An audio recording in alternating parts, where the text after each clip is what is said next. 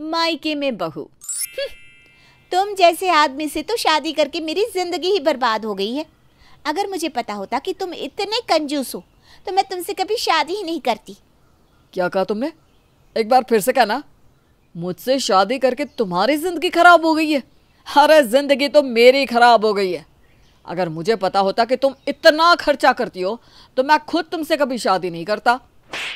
क्या कहा आपने? मैं खर्च करती हूँ? इस महीने मैंने आपको कौन सा खर्चा करवा दिया? हाँ, आप ना बस मुझसे लड़ने के बहाने ढूंढते हैं।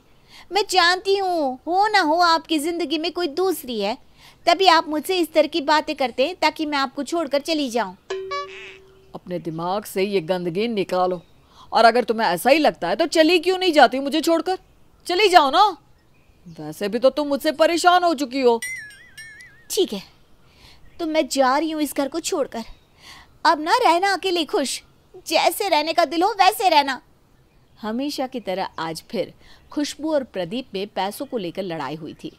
लड़ाई की बस यही वजह थी कि आज उन दोनों को गुस्सा इतना ज़्यादा बढ़ गया कि वो दोनों एक दूसरे को छोड़ने की बातें करने लगे। और यही नहीं, खुशबू ने तो ठान भी लिया कि अब वो अपने ससुराल में नहीं रहेगी। इसलिए खुशबू अपना सामान पैक करने लगती है। पर अपने बेटे बहू की लड़ाई से परेशान कमला ना चाहते हुए भी कमरे में आती है, जहां वो देखती है कि उसकी बहू खुशबू घर छोड़ने की तैयारी कर रही है। अरे अरे बहू, तू ये क्या कर रही है? माँ जी, मैं घर छोड़कर जा रही हूँ। इस घर में कोई ऐसा है जो मुझसे बहुत परेशान हो चुका है। मैं उसकी परेशानी खत्म कर रही हूँ। अब इस आदमी को मेरा खर्चा नहीं उठाना पड़ेगा। अब ये सारी रात आज़ादी से घूम सकते हैं। अरे नहीं नहीं बहू, ऐसा मत कर। ये तो नालायक है, पागल है। तू तो समझदार है ना बेटा। नहीं माँ जी, बहुत हो गया। जिस इंसान ने मुझे घर से निकलने के लिए कहा है ना, वही इंसान जब तक आकर मेरे पैर नहीं पकड़ेगा, मैं इस घर में अपने कदम वापस नहीं रखूंगी।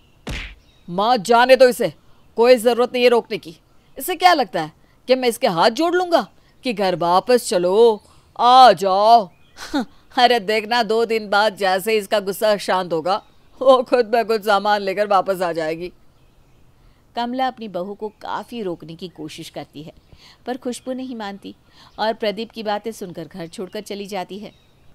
खुशबू के जाने के बाद जब उसकी ननद नंदिनी को पता चलता है कि खुशबू ने घर छोड़ दिया है, तो वो अपनी भाभी को फ़ोन करके उसे मनाने की कोशिश करती है। भाभी, आप तो इतनी समझदार हो, कितनी अच्छी हो, आप मेरी बेस्ट फ्रेंड हो, फिर आप मुझे छोड़कर कैसे चले गए? भैया के बारे में ना सही, कम से कम मेरे और माँ के बारे में तो सोचा होता आपने। मुझे नहीं सोचना अब किसी के बारे में। मैं अब बस अपने बारे में सोचूंगी। और मैं मायके में बहुत खुश हूँ। नहीं आना मुझे उस घर में वापस। इतना बोलकर खुशबू नंदिनी का भी फ़ोन रख देती है। बेचारी नंदिनी अपनी भाभी को वापस लाने की लाख कोशिश करती है, पर खुशबू आने का नाम नहीं लेती। अब इसी तरह से 2 दिन बीत जाते हैं और प्रदीप है जो खुशबू को एक बार भी आने के लिए नहीं कहता, जिसके बाद खुशबू का गुस्सा इतना ज़्यादा बढ़ जाता है कि वो अपने ससुराल में डिवोर्स पेपर्स भिजवा देती है और साथ में एक लेटर भी। माँ, भैया ये देखो, भाभी ने डिवोर्स पेपर्स भेजे हैं। भाभी भैया से अलग होना चाहती हैं और उन्होंने एक लेटर भी भेजा है। क्या? तलाक के कागजात? आखिर ऐसा भी क्या हुआ था उस दिन जो बहू प्रदीप से तलाक लेना चाहती है? और ये बता, क्या लिखा है इस लेटर में? माँ, बात इतनी बड़ी नहीं थी। बस वो अपने दोस्तों के साथ शहर से बाहर जाना चाहती थी कुछ दिनों के लिए। मुझसे पैसे मांग रही थी और आप तो जानती हो ना कि इस महीने मेरे पैसे नहीं बचे, इसलिए मैंने उसे जाने से मना कर दिया। और रात में मैं घर नहीं आ पाया क्योंकि मेरे दोस्तों ने मुझसे ज़बरदस्ती करी घूमने के लिए। इसी बात को लेकर मुझसे लड़ने लगी, कहने लगी खुद को घूमने के लिए पैसे आ जाते हैं और यहीं जब मैं मांगती हूँ तो आप कंगाल होते हैं। और इसी बात पर मुझे भी गुस्सा आ गया माँ। अरे तो बहू ने गलत ही क्या कहा था? जब तेरे पास पैसे नहीं थे तो तू क्यों अपने दोस्तों पर उड़ाने के लिए गया था? हम सब जानते हैं कि जब भी तेरी दोस्तों के साथ पार्टी होती है खर्चा तू ही करता है। हाँ भैया, माँ बिल्कुल सही कह रही है। सारी गलती आपकी है और आपको अपनी गलती माननी होगी।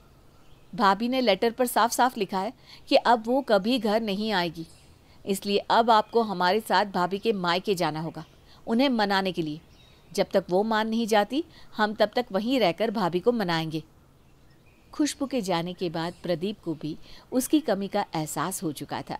अब प्रदीप अपने घर वालों के साथ अपने ससुराल जाता है, जहाँ खुशबू के सामने उसकी ननद और उसका पति उससे अपनी गलती की माफ़ी मांगते हैं और उसे मनाने की कोशिश करते हैं। फिर भी खुशबू किसी को माफ़ नहीं करती। अब तीनों खुशबू को मनाने के लिए उसके घर का काम करते हैं और प्रदीप खुशबू के पैर दबाने लगता है। मेरी प्यारी खुशबू, तुम्हारे पैरों में अक्सर दर्द रहता था ना, तुम हमेशा से चाहती थी ना कि मैं तुम्हारी सेवा करूं। देखो आज मैं तुम्हारे पैर दबा रहा हूं, प्लीज़ मुझे माफ़ कर दो, मेरे साथ घर चलो। ये देखिए भाभी, मैं आपके लिए आपकी फेवरेट कॉफ़ी बनाकर लाई हूँ, जैसी आपको पसंद है। अगर आप घर वापस चलोगे ना तो मैं कॉलेज जाने से पहले हमेशा आपको अपने हाथ की स्पेशल कॉफ़ी पिलाऊंगी। ना मुझे झूठा प्यार चाहिए और ना ही मुझे तुम्हारी स्पेशल कॉफ़ी चाहिए। तुम दोनों मेरे कमरे से जा सकते हो। इतना बोलकर खुशबू अपने पति और ननद को कमरे से बाहर कर देती है। कुछ देर बाद खुशबू की सास उसके लिए खाना बनाकर लाती है। बहू, एक सास कभी माँ नहीं बन सकती, पर मैं तेरी माँ बनने की कोशिश कर रही हूँ ताकि तुझे कभी दिक्कत ना आए। और ये खाना ना बिल्कुल वैसे ही बनाया है मैंने जैसे तेरी माँ तेरे लिए बनाती है। सास के मनाने पर भी खुशबू नहीं मानती और वो खाने को छूती भी नहीं। ये देखकर कमला का दिल टूट जाता है और वो उदास होकर खुशबू के कमरे से निकल जाती है। अब इसी तरह से हमेशा प्रदीप और नंदिनी उसे मनाने के लिए कुछ न कुछ किया करते। ऐसे ही एक दिन खुशबू अपनी माँ के साथ बाजार से घर वापस आती है तो वो देखती है कि प्रदीप और नंदिनी ने मिलकर पूरा घर सजाया हुआ है। सरप्राइज भाभी, ये सरप्राइज आपके लिए है और ये डायमंड रिंग तुम्हारे लिए। मैंने अपने इस महीने की कमाई से तुम्हारे लिए खरीदी है। तुम हमेशा से चाहती थी ना कि मैं तुम्हारे बर्थडे पर तुम्हें डायमंड रिंग गिफ्ट करूं। अरे खुशबू बेटा, नाराज़गी छोड़ भी दे। देख, तेरा पूरा ससुराल यहाँ आया है तुझे ले जाने के लिए और दामाद जी तुझसे कितना प्यार करते हैं। अब मान भी जा बेटा और ले ले अंगूठी। इतना सब कुछ करने के बाद भी खुशबू की नाराज़गी ख़त्म नहीं होती और वो नाराज़ होकर अपने कमरे में चली जाती है। जिसके बाद कमला अपनी बहू के कमरे में जाती है और एक बार फिर उसे मनाने की कोशिश करती है। बहू, मैं जानती हूँ कि तू मेरे बेटे से खुश नहीं है। मेरा बेटा थोड़ा बड़ बोला है, पर वो तुझसे बहुत प्यार करता है। तेरी हर छोटी बड़ी ज़रूरतों को याद रखता है, तेरी शिकायतों को दिमाग में नोट कर लेता है। मेरे लिए ही सही एक बार फिर से मेरे बेटे को मौका दे दे और हमारे साथ घर वापस चल बेटा। क्या कहा आपने? मैं एक बार फिर आप लोगों के साथ आपके घर चलूं ताकि आप सब मिलकर मुझे परेशान कर सके और मुझे नौकर की तरह ट्रीट कर सके? नहीं जाऊंगी मैं उस घर में कभी भी। अपने बेटे को बोलो उस डिवोर्स पेपर्स पर साइन करे और यहाँ से जाए। आज पहली बार खुशबू ने अपनी सास से इतनी बेरुखी से बात की थी। ये देखकर अब कमला और ज़्यादा देर वहाँ नहीं रुक पाती और अपनी आंखों में आंसू लिए कमरे से बाहर चली जाती है। ये सब कुछ खुशबू की माँ देख लेती है और उससे अपनी बेटी पर गुस्सा आने लगता है। वो खुशबू के पास जाती है।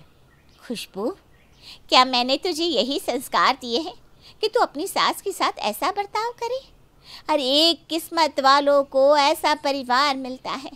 लड़ाई तो हर घर में होती है, पर इसका मतलब ये तो नहीं कि तू अपना ससुराल छोड़कर मायके में बैठ जाए। आखिर कब तक मैं और तेरा भाई तेरा बोझ उठाएंगी? तो क्या मैं आपके लिए बोझ हूँ? खुशबू, अब तू शादीशुदा है, मेरी बात को समझ। लड़की का असली घर उसका ससुराल होता है और दामाद जी सच में तुझे बहुत प्यार करते हैं।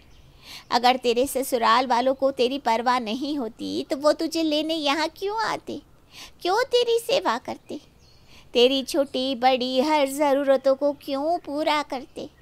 एक बार ठंडे दिमाग से सोच, क्या तू ऐसे परिवार को छोड़कर खुश रह पाएगी? खुशबू को अपनी माँ की बातें समझ में आ जाती है और जब उसके ससुराल वाले मायके से जाने लगते हैं तो वो उन्हें रोक लेती है। ये कैसी बारात है मेरी, जहाँ बहू को उसके मायके में ही छोड़कर जा रहे हैं? क्या आप लोग मुझे अपने साथ नहीं लेकर जाओगे? अब क्या था, खुशबू को देखकर नंदिनी, प्रदीप और कमला तीनों ही खुश हो जाते हैं और वो तीनों अपनी बहू को अपने साथ लेकर जाते हैं। जिसके बाद फिर कभी प्रदीप खुशबू से नहीं लड़ता और उनके घर में शांति बनी रहती है।